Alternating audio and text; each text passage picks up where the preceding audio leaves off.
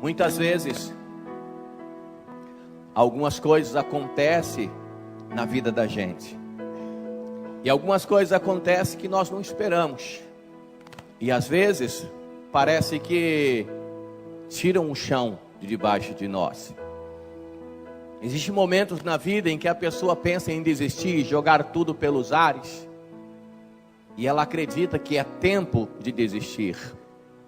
Mas para quem serve um Deus soberano, todas as vezes que o diabo se levanta para dizer, olha, acabou, olha, é o fim, seja em qual for a área da sua vida, Deus se levanta para dizer, não, é apenas o começo de uma nova etapa.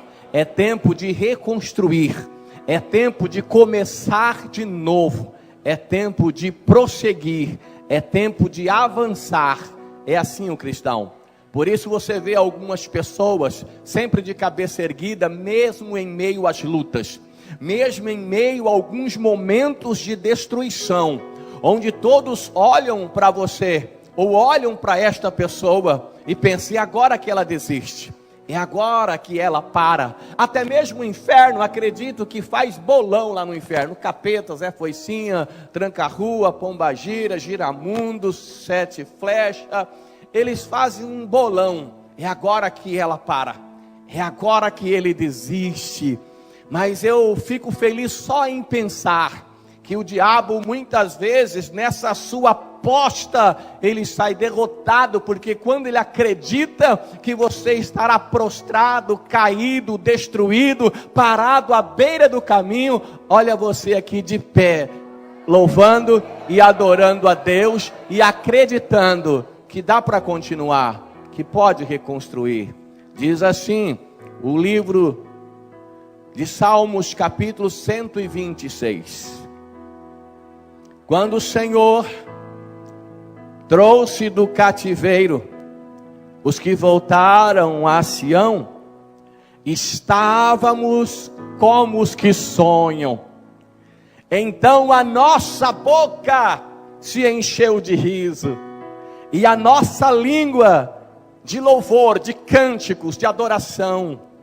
Então dizia entre as nações, grandes coisas fez o Senhor por nós. Grandes coisas fez o Senhor por nós, e por isso estamos alegres. Faz-nos regressar outra vez do cativeiro, Senhor, como as correntes no sul. Os que semeiam em lágrimas chegarão com alegria, e aquele que leva a preciosa semente andando e chorando voltará sem dúvida com alegria, trazendo consigo seus molhos. Amém. Graças a Deus. Pode sentar, meu querido. Que canção maravilhosa. Que canção linda. Que momento bonito.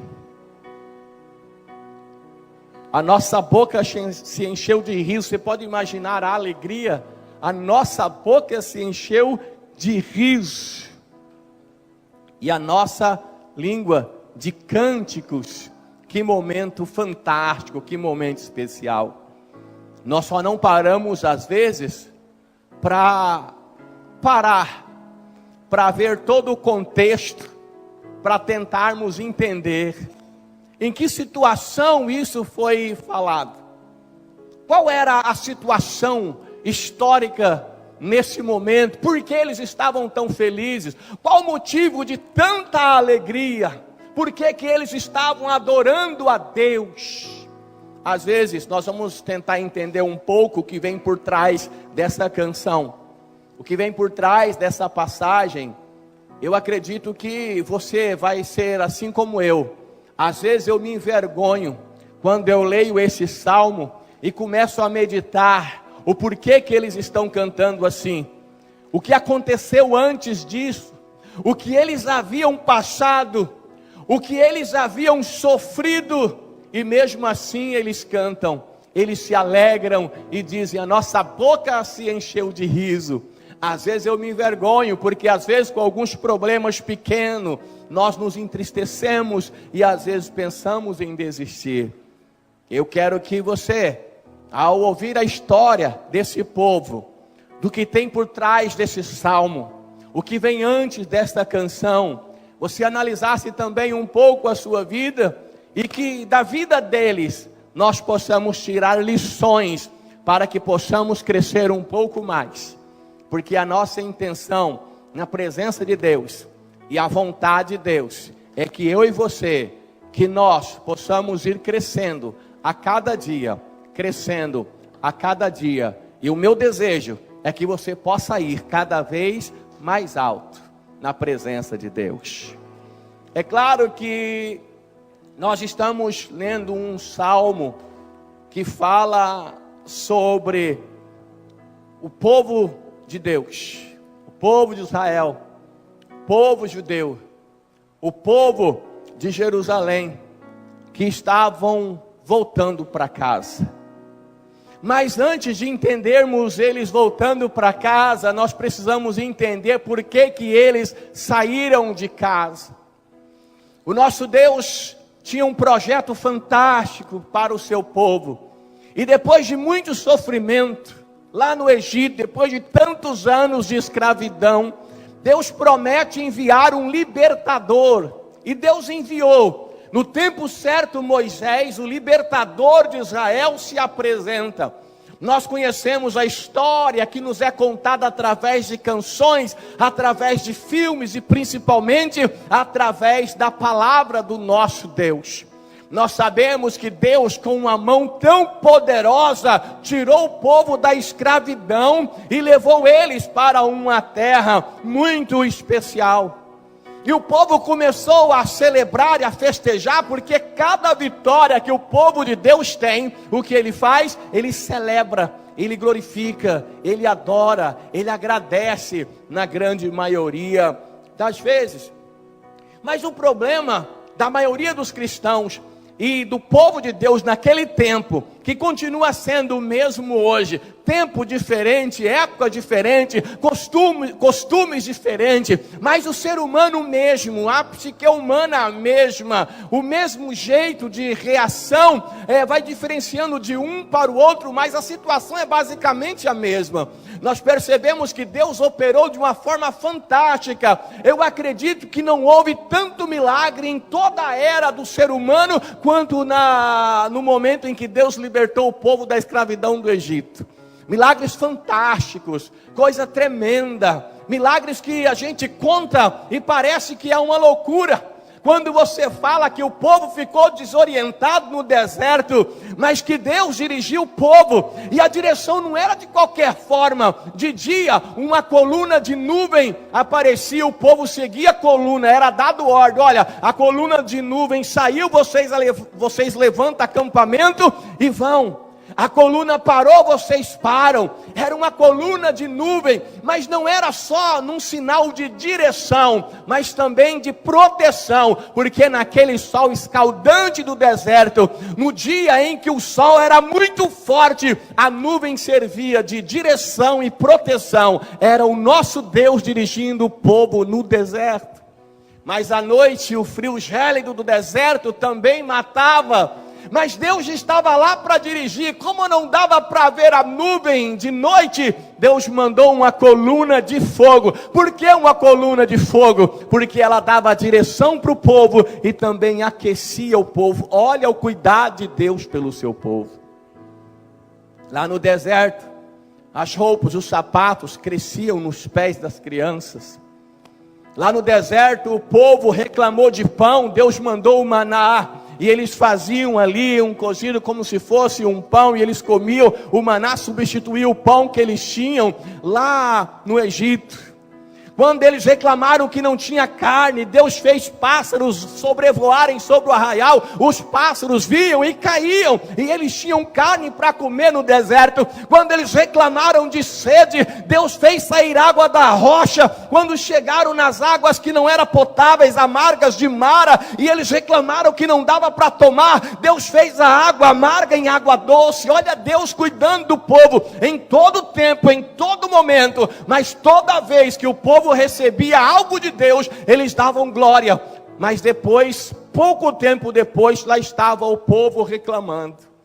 Se uma coisa tantos deram certo, mas uma não deu certo, o povo se esquecia de tudo aquilo que havia dado certo para reclamar daquilo que não estava dando certo.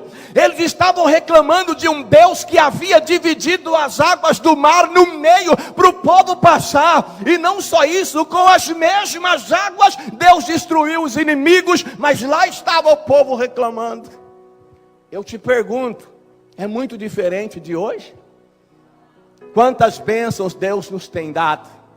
O que seria de mim se não fosse a misericórdia de Deus? O que seria de você se não fosse a misericórdia de Deus? Mas vira e mexe, lá estamos nós reclamando, porque temos uma lista de bênçãos alcançadas, mas nós queremos mais. Isso é direito nosso, é nossa herança também. Esse não é o problema é quando nós paramos para reclamar daquilo que não temos ainda, daquilo que não alcançamos ainda, e esquecemos de agradecer por aquilo que temos. Louve o Senhor, ó minha alma, e não se esqueça de nenhum só dos seus benefícios. Em tudo dai graça, seja grato a Deus. Mas o homem tem essa dificuldade, auxiliado pelo diabo, que faz o homem olhar para aquilo que não deu certo, para aquilo que não recebeu ainda, e se esquece de tudo que Deus já deu. E eu costumo dizer que a pessoa que não agradece o que tem, não merece nem o que tem. Nós precisamos sermos agradecidos. E o povo recebeu a bênção de Deus por causa desse pecado, por causa dessa questão de louvar e adorar a Deus só quando recebiam, mas antes e durante eles não louvavam. Antes do Mar Vermelho eles gritavam, xingavam. Durante eles começaram a reclamar porque o inimigo vinha. Eles só foram louvar a Deus quando atravessou o mar e o inimigo morreu. Mas tudo isso teve um custo muito grande e eles morreram no deserto. E há muitas pessoas hoje morrendo no deserto, porque o problema na nossa vida não é passar pelo deserto, porque todos nós passamos pelo deserto da vida. A situação, ou a questão, ou o problema é como você passa pelo deserto, como você está caminhando no deserto. E o povo de Deus havia recebido a bênção do Senhor, entrou numa terra prometida que Deus havia dado a eles. É claro que teve luta, é claro que tiveram que vencer os gigantes, é claro que tiveram que enfrentar cidades fortificadas como a cidade de Jericó, mas em todas as batalhas Deus deu vitória ao povo, e o povo conquistou o que Deus havia prometido. Deus tinha promessa e eles lutaram pela promessa. Deus tem promessa para a sua vida, mas não pense que ficar de braços cruzados apenas esperando vai acontecer alguma coisa. Lute pela promessa que Deus lhe deu, lute pela bênção que o Senhor colocou diante de você e caminhe, porque se tem promessa, Deus é fiel para fazê-la cumprir. Mas quando o povo chegou num determinado momento, Deus disse assim para o povo: olha, eu não quero um bando de robôs, já havia explicado lá atrás. Eu poderia fazer vocês não terem nem consciência de muitas coisas e me adorarem automaticamente, mas eu não quero. Eu quero que seja de livre e espontânea vontade. Eu quero que vocês escolham. Vocês podem escolher me servir ou não. Vocês podem escolher me seguir ou não, me adorar ou não. Isso até hoje, Deus não força ninguém, você escolhe. A sua vida é feita de escolhas. Você escolhe o que você quer para a sua vida. E se você busca a direção de Deus, Ele te mostra o caminho. E se você anda na presença dEle, Ele te mostra o caminho. Então Deus fez o povo passar no vale, e Deus disse assim: olha, aqueles que me obedecerem, Deuteronômio 28, essas bênçãos virão sobre ti e te alcançarão. Deu uma lista de bênçãos. Mas se vocês não me obedecerem, lista de maldição. Vocês escolhem. Está posto diante de vocês hoje a bênção e a maldição. Escolham um caminho e sigam, porque o tempo não para. Ontem você tinha um dia a menos do que hoje na sua vida. Você continua caminhando, e você precisa caminhar em uma direção. E eu quero dizer uma coisa para você: nessa vida não existem 3 direções para se caminhar, existe apenas 2 direções. Uma é em direção a Deus, uma é em direção aos céus, uma é em direção à vida eterna, a outra é em direção à perdição, é em direção ao inferno, é em direção à morte eterna. Agora, ninguém fica no meio do caminho. A Bíblia diz, há de servir um ou outro, não tem três senhores, não existe purgatório, um terceiro caminho para você chegar e depois acertar a sua vida, não existe, é grande bobagem, doutrina de demônios, doutrina de homens. Mas é interessante que nós saibamos que a nossa escolha é fundamental. Eu faço da minha vida o que eu quero. Só que quando o povo chegou na prometida, mesmo com o alerta de Deus, chegou um tempo que o povo havia se esquecido das promessas de Deus. Havia se esquecido de viver segundo a vontade de Deus. Algumas pessoas começaram a caminhar caminhos tortuosos. Pessoas começaram a se desviar da vontade de Deus. A situação foi ficando tão difícil em determinado tempo, em que Deus resolveu enviar profetas para falar com o povo, e Deus falava com o povo, e de repente dava aquela animada, mas era só por um tempo, igual algumas pessoas no dia de hoje, vai para um encontro, vai para um retiro espiritual, faz uma campanha, elas se animam, elas voltam todas felizes, e o dia que elas oram numa vigília, e Deus toca ela, e Deus fala com ela, e ela chora, às vezes até grita, fala em línguas estranhas, às vezes ela pula da cambalhota, ela sai de lá emocionada, ela sai de lá dizendo, Deus falou comigo, agora vai, agora vai, agora vai, passa uma semana, agora vai, outra semana, agora vai, na outra, agora vai, na outra, não sei se vai não, e ela vive de momentos, sabe, aquele cantor que ela gosta, o show que ela foi, ela volta de lá maravilhada, que coisa tremenda, que maravilha, está ligada muito ao seu gosto, à sua emoção, e a presença de Deus, como eu disse sexta-feira, ela mexe com a nossa emoção, isso é natural, mas não é a minha emoção que dirige a minha vida, a minha emoção não pode nortear a minha vida espiritual, a minha vida espiritual não é medida pelas emoções, porque as emoções variam e mudam de um tempo para o outro, ela é medida pela palavra de Deus, que permanece a mesma para sempre. E o povo estava se esquecendo disso, e Deus enviou profetas. Irmãos, se eu não me engano, em 2 Crônicas 36, é a única vez em toda a Bíblia, que Deus diz assim, ó, não tem mais remédio para esse povo. Eu acho que é a única vez na Bíblia que Deus fala, olha, não tem mais jeito, vocês querem viver de qualquer jeito, então viva segundo a vontade de vocês. Porque existe um ditado, até quem diga que está escrito na Bíblia, mas é um ditado. Se você não vem pelo amor, você vem pela dor. Pastor, esse ditado é verdadeiro? É e não é. Porque não é no sentido de que a pessoa fala assim, ó, estou orando por você, se você não vem pelo amor, você vai vir pela dor. Deus vai fazer você sofrer um acidente. Deus vai fazer você perder tudo. Deus vai fazer você ficar pobre. Deus vai fazer você ficar na miséria. Deus vai fazer você ficar doente. É quando tiver muita dor e mais nada para agarrar. Aí você volta para Deus. Espera aí, esse Deus é um monstro. Que Deus manipulador é esse? Não é assim que funciona. É claro que quem não vem pelo amor, vem pela dor. Se alguém está orando por você, se prepara. Amor é simplesmente aceitar a palavra de Deus.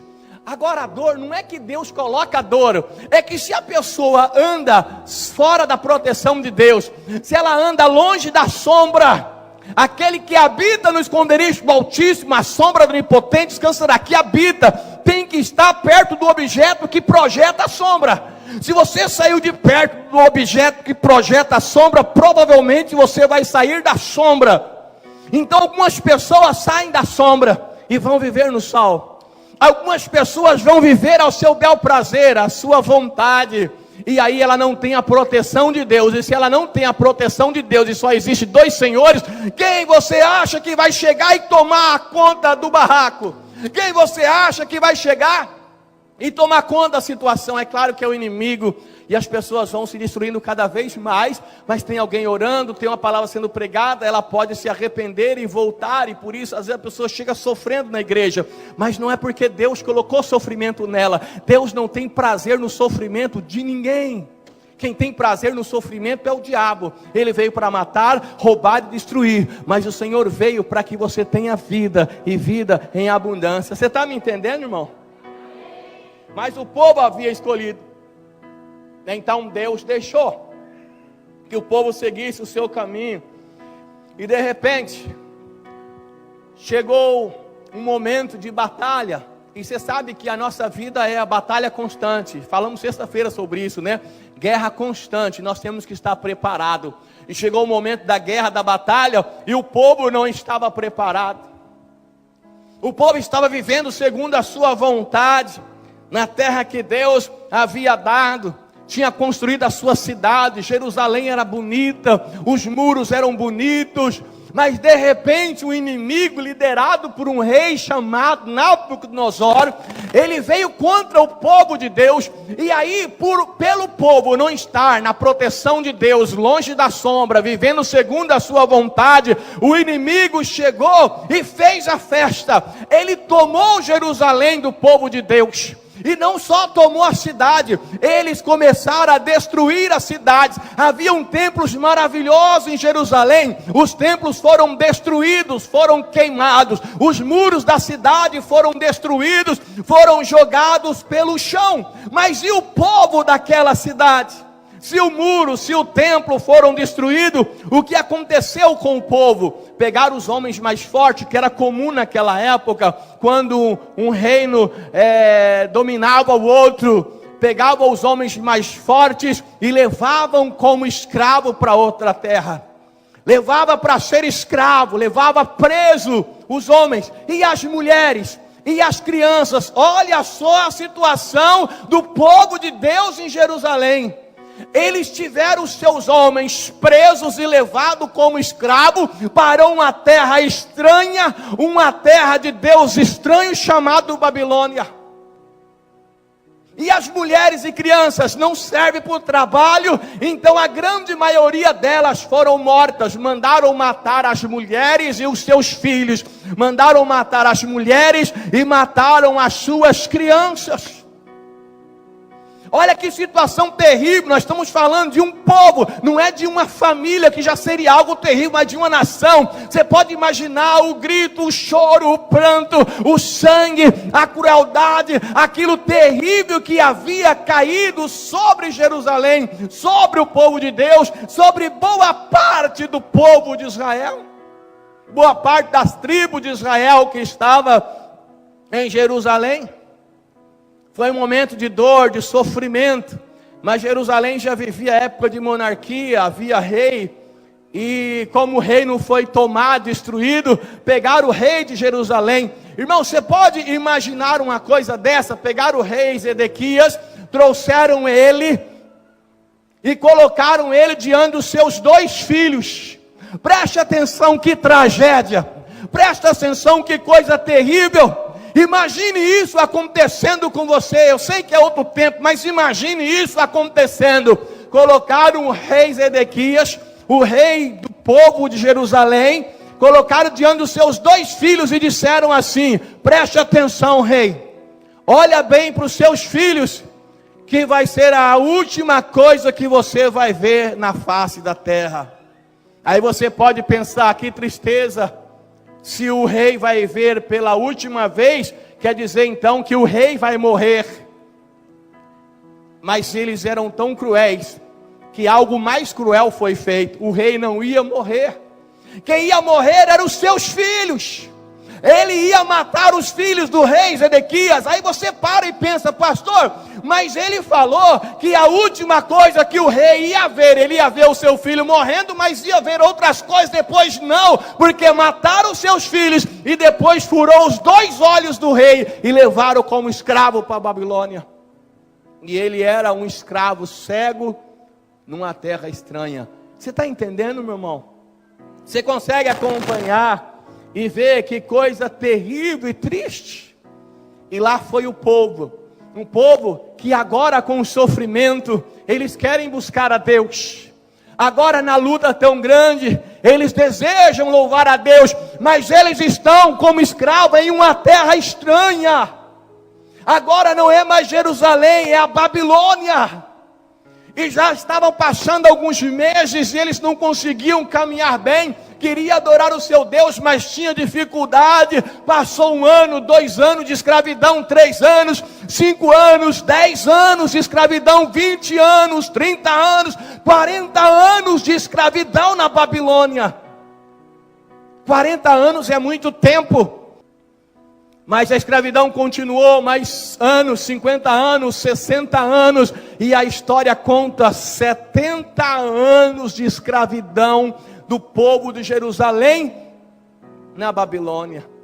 Eles foram levados cativos, e eles começaram então numa terra estranha, onde queriam misturar, e alguns se misturaram com o povo daquela terra, fizeram uma mistura de adoração e de deuses. Alguns também pecaram, mas alguns resolveram manter vivo a sua fé, a sua esperança.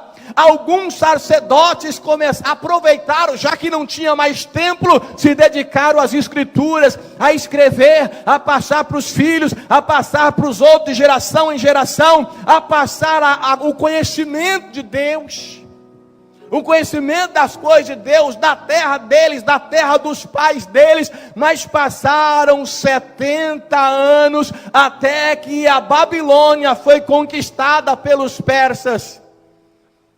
Eu acredito que mesmo em tanto sofrimento e escravidão, naquela época, tantos anos, Deus ouviu o clamor e a oração de alguns que choravam na escravidão, choravam no cativeiro, choravam na Babilônia e desejavam voltar para casa. Eu acredito que Deus deva ter ouvido um choro pelas madrugadas. E naquele momento em que a Babilônia é conquistada pelos persas, toma conta um rei chamado Dario, quase igual o Dário, coração bondoso. Ô Dário, eu te ajudo, você me quebra? Coração bondoso. E o rei Dario baixa um decreto a todo o povo que era escravo, mas que era de Jerusalém. Ele falou assim: olha, vocês estão livres. Quem quiser voltar para casa, pode voltar. Quem quiser ficar, pode ficar. Mas quem quiser voltar, pode voltar. Irmãos, olha aqui para mim. Hoje, no almoço, eu estava comentando que eu não gosto, até hoje, de comer maionese, porque quando eu tinha uns 9, 10 anos, eu comi maionese puro, o vidro inteiro no arroz, virou uma paçoca. Eu achei que era assim, quase morri, nunca mais. Ficou um trauma. Imagina as crianças que eram adolescentes, agora com seus 85 anos, já idoso. Quanto tempo passou, cresceu como escravo, o sofrimento da escravidão, e a lembrança dos seus pais, a lembrança do sofrimento do seu povo, a lembrança de aqueles que não conseguiam lembrar, tinham certamente a explicação dos mais velhos, porque todos eles conheciam a história do seu povo, e foi necessário passar para eles. Imagina quanto sofrimento em terra estranha, imagina a esperança de um dia voltar, e quando eles pensaram em voltar, mandaram alguém para ver como estava a terra. Quando eles saíram, Jerusalém foi saqueada, destruída, estava um caos, tudo queimado. Imagina agora, depois de 70 anos, ladrões haviam tomado a terra, e eles queriam tomar posse do que era direito deles, e os ladrões que tomavam posse da terra falou: tudo bem, mas nós vamos vender para vocês a terra. Eles tinham que comprar a própria terra, agora mais devastada ainda, mais destruída ainda era a cidade de Jerusalém. Mas quando o rei Dario falou assim: pode voltar, o povo poderia, irmãos, preste atenção, o povo poderia ter perdido a esperança durante os 70 anos, não poderia? Poderiam ter desistido desse Deus, Deus se esqueceu de nós, não poderia? Eles poderiam dizer que Deus é esse que faz a gente sofrer tanto e não reconhecer os seus próprios erros, porque nós sofremos muitas vezes, e na grande maioria os nossos sofrimentos não vêm com essa conversa fiada. Tem gente que sofre muito, leva a vida toda errada e fala assim: Deus está me provando, como se ele fosse fiel e está acontecendo por um acaso, ou seja, Deus está provando ele. 90% do nosso sofrimento é por causa das nossas escolhas e decisões erradas, é por causa das coisas erradas que nós fazemos, e muitos por causa das coisas certas que nós precisamos fazer e não fazemos. Na parábola do 10 talentos, O último homem foi para o inferno só porque ele não fez nada. Ele não fez nada. Mas eu não fiz nada. Quem não faz nada não tem que ser condenado. Mas ele foi condenado justamente por isso, porque não fez nada com o talento que foi dado a ele. Não gastou com prostituta, não gastou com bebedice, ele só escondeu, não fez nada, foi condenado.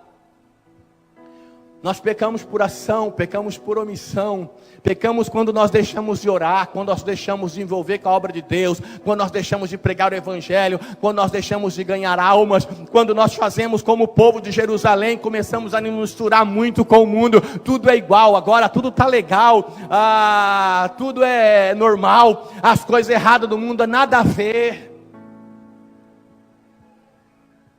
Você vai hoje, eu sou pastor, eu faço casamento, você vai no casamento dos irmãos, tem gente que não vê a hora do pastor ir embora para botar o forró, bodó. Tem uns que nem esperam o pastor sair, a música já come alto, é a música do mundo. As pessoas, os crentes, fazem as suas formaturas de escola, aí tem entrada, cada um entra com a música, eu vi crente entrando com funk. Será que não tem nenhuma música? Eu gosto, pastor, do batidão. Será que não tem nenhuma música gospel com batidão legal para você entrar? Pastor, meu casamento, senhor me desculpe. Eu não sei de nada de quem vai casar aí nos próximos dias, né? Tem casamento em agosto, tem casamento em setembro. Eu não quero nem saber, tá? Não tem nada com isso. Pastor, mas o meu casamento, o senhor tem que entender que os meus parentes, eles não são cristãos, mas é o seu casamento. É o seu casamento. Pastor, tem um tio meu que se não tiver um negocinho para queimar a goela, ele não vem. Dá carvão aceso e manda ele engolir. E ele não vem porque não te respeita. Você não pode ficar um dia sequer sem numa festa ou comer alguma coisa com os amigos sem ter que mandar amarvado para dentro e ficar chamando cachorro de cacho e Jesus de Genésio. Que consideração ele tem por você? A própria igreja hoje em dia tem se misturado com o mundo e feito algumas festas igual do mundo. Usa os mesmos nomes para atrair os jovens. Vai atrair os jovens, mas vai dispersar da mesma forma. As pessoas estão misturando demais. O povo foi escravizado porque misturou demais. Irmãos, não misture demais, porque você não é misturado. Irmão, estamos juntos e misturados. Com quem? Porque na verdade nós estamos separado. O que significa ser santo? Separado. Você foi separado por Deus deste mundo terrível para viver uma vida diferente. Sede santo, porque eu sou santo. Santificai, e amanhã farei maravilha no meio de vós, diz o Senhor. Então nós precisamos sermos separados, mas eles não foram. Mas com arrependimento e a misericórdia de Deus, e com a bênção do Senhor, depois de 70 anos o povo está voltando. Mas eles poderiam voltar xingando, poderiam voltar reclamando, porque já tem crente. Eu não sei, não se manifeste que pode ter alguém assim do seu lado, por favor, fica quietinho. Aquele crente que já veio na igreja hoje emburrado, sabe? Emburrado é a maneira de falar, né? Porque literalmente falando, uma pessoa emburrada é uma pessoa cheia de burro. Uma pessoa enfesada é uma pessoa com prisão de ventre. Mas ele já veio chateado, vamos ficar assim, fica melhor. Já veio triste, já veio angustiado, já veio querendo jogar tudo pelos ares. Vou conversar com o pastor, eu vou desistir porque não tem jeito. Porque, irmão, está acontecendo isso comigo, isso. Ele elenca o seu sofrimento, os seus problemas. E eu sei que você tem problemas, eu também tenho. A pessoa que está do seu lado direito tem, a que está do lado esquerdo tem, na frente e atrás. Todos nós temos problemas. A vida é cheia de dificuldades. Você precisa ser guerreiro, precisa pegar na mão de Deus, lembrar daquela canção, segura na mão de Deus e vá. Não tem outro jeito. A vida não é para covarde. Deus não abençoa covarde. Deus só abençoa quem levanta a cabeça e ousa lutar. Não importa o que aconteça, levanta a cabeça e lute. O povo poderia reclamar tudo, mas e aí, irmãos, que me traz uma alegria muito grande, quando Deus permite, através do rei Dario, que o povo tenha a opção de voltar para Jerusalém, voltar para a sua terra, mesmo toda destruída, o povo se alegra tanto, que eles dizem assim: quando o Senhor nos trouxe do cativeiro, os que voltaram do cativeiro, depois de 70 anos de sofrimento, voltaram a Sião, a Jerusalém, estávamos como os que sonham, nós voltamos cheios de sonhos.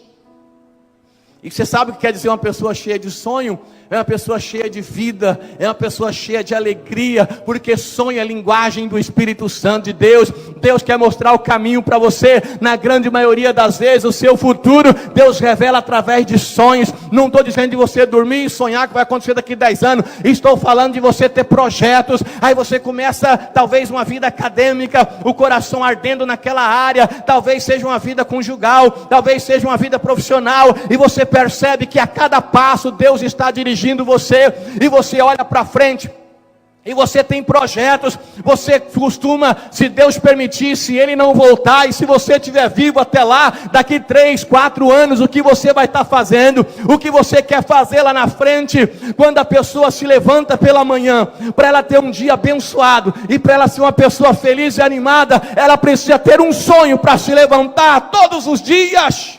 Há quem diga que o homem que não tem mais nada para sonhar, já está pronto para morrer. Precisa sonhar. E eles disseram: nós voltamos como os que sonham. Então a nossa boca se encheu de riso. Irmãos, eu acredito que eles voltaram sorrindo, rindo, felizes. Ao mesmo tempo que eles riam, acho que as lágrimas caíam dos seus olhos. Liberdade, agora não sendo mais escravo. Mas isso não queria dizer que seria fácil. Tinha tudo pela frente para ser conquistado. Tinha muitas coisas para fazer ainda. Tinha uma cidade inteira para reerguer. Mas o povo voltava com alegria, com riso. A nossa boca se encheu de riso e a nossa língua de cântico. Então diziam entre as nações: grandes coisas fez o Senhor a estes, grandes coisas fez o Senhor por nós, e por isso nós estamos alegres. Tanto sofrimento, mas eles agradeciam a Deus por aquele momento. Eu sei, meu querido, que você já passou por muito sofrimento. Eu sei que muitas vezes você chorou, mas agradeça a Deus pela oportunidade que Ele te dá hoje. Agradeça a Deus por todos os presentes e dádivas que Ele te dá. E dos presentes que Deus te dá, o mais especial se chama realmente presente. É o dia de hoje, porque enquanto você está de pé, você pode construir aquilo que foi destruído. Você pode reconstruir, você pode até editar, mas eu prefiro reconstruir, porque a glória da segunda casa vai ser maior do que a primeira. Então levanta a cabeça e ouse sonhar. Acredite na palavra de Deus. Quer servir a Deus, quer seguir esse Deus, então creia na palavra dele, acredite na palavra dele e espere nele. Os que esperam no Senhor são como os montes de Sião, que não se abalam, renovam as suas forças, tem tantas promessas. Se você espera em Deus, se você espera em Deus, certamente você vai viver o melhor de Deus na sua vida. Mas caminhe em fidelidade e espere em Deus. Tanto tempo, tanto sofrimento, mas o povo agora volta louvando, adorando, glorificando a Deus por aquilo que eles tinham.